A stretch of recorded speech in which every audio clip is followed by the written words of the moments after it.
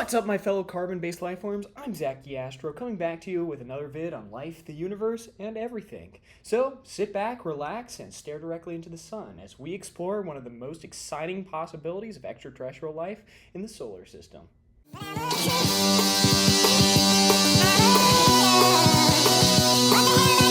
A little-known fact is that space, like your mother, is very big, and our research budget, in comparison, is infinitesimally small. So, we have to make difficult decisions about where to invest in our search for extraterrestrial life in our solar system.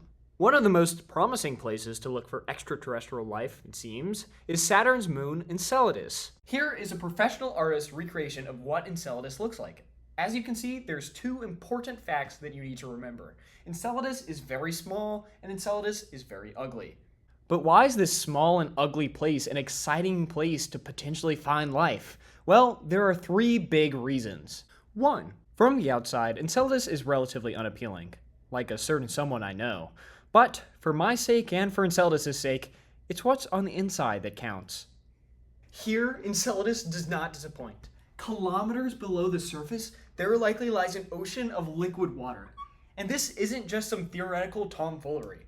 It's been supported by Cassini's photos and data because we've managed to capture actual water vapor shooting out of the poles due to the thermal activity inside Enceladus. And water is extremely important to life. In fact, all known types of life need water to survive. 2.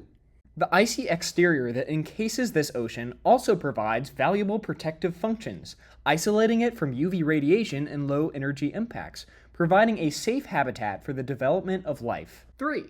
Enceladus is hot. Hot enough to be geologically active. A combination of tidal heating and radioactive decay likely causes this heat, and thermal vents are constantly sending this heat into the ocean. And this might sound familiar to the possible origin of life here on Earth. Could deep-sea vents be the common origin for life? Well, there's one way to find out. Send some missions there. Right now, it is NASA's third highest flagship mission priority, but unfortunately, nothing has been funded. Will we ever find out about the secrets of Enceladus in our lifetimes? Or will I die alone without knowing the true nature of my Pookie Buns Enceladus? We'll have to wait and see. Anyways, that's all the time I have for now. This is Zachy Astro, signing off.